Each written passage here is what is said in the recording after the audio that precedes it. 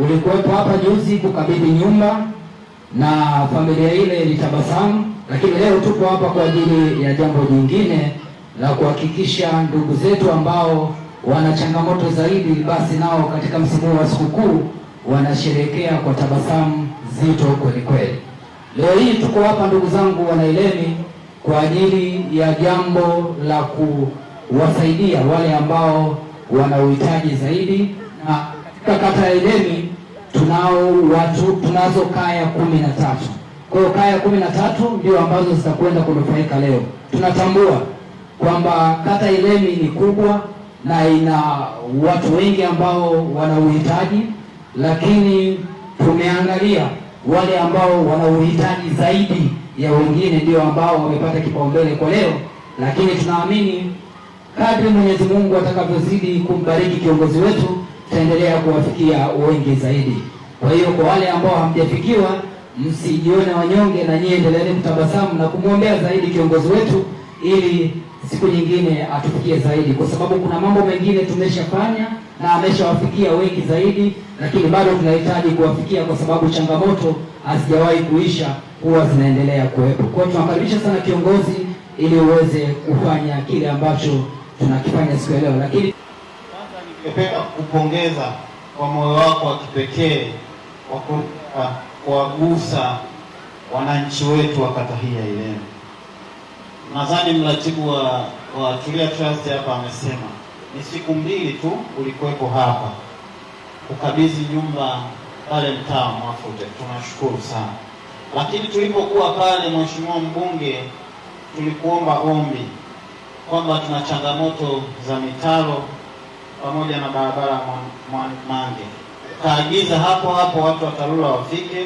Mheshimiwa mbunge, tarehe 20 walifika. Tunashukuru sana. Na kitu kimoja walichoniambia watu wa TARURA kwamba wametembelea sana barabara hii ya Mange, lakini awamu hii wamesema lazima tuijenge. Makofi kwa Dr. Na mimi kijana wenu nitafuatilia kwa nguvu zote kuhakikisha tunapata mitaro, lakini barabara yetu inajengwa. Lakini mheshimiwa, kwa hili jambo unalolifanya hapa leo, sisi wakazi wa Ilemi inatakiwa tujifunze kwa kuona. Wanasema mwanafunzi mzuri ni yule anayejifunza kwa kuona. Leo tunamuona Dr. Tulia Ackson anakuja kutufundisha jambo. Sisi tunajifunza nini? Tunasema kuna wahitaji wengine wamebaki huko, hawajabahatika kuwepo hapa. Basi twendeni tukafanye kama anachokifanya mbunge wetu Dr. Tulia Ackson Mwansasu, kwa sababu wanasema ni heri atoae kuliko apokeaye. Kwa kama Mungu amekubariki, basi toa kwa wahitaji ili nao waweze kusherehekea siku hizi vizuri kama wengine. Lakini mheshimiwa mbunge, mimi kijana wako nilisema pale hapo utafanya jambo lolote na mimi nitajazia kidogo. Kwamba hatujapata diwani tu ambaye wanasema mbelile. Diwani oye!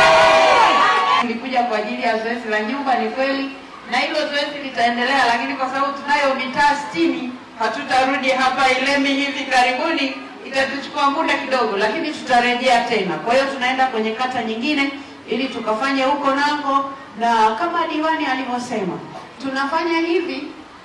Wakati mwingine watu wanasema jamani, na msaada nao vyombo vya habari, ndio, ili na wewe ukatafute mfuko mmoja wa simenti, ukisikia tunajenga ulete huo mchango ili tuwe tumeungana wote, sio jamani? Au kama hivi tumeweza kuwafikia watu 13, lakini tunafahamu kwa idadi ya watu walioko hapa Ilemi ni wengi zaidi ya hizi kaya 13. Ziko kaya nyingi zaidi, lakini sasa hatujaweza kuzifikia zote.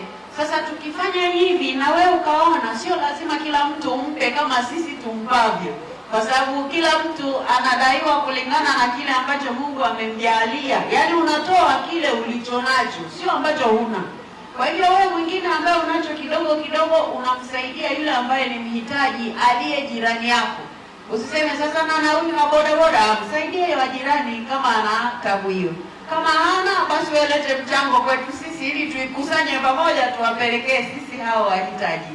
Lakini unaweza pia kuwa huwezi kumpa chakula ili akapike mwenyewe.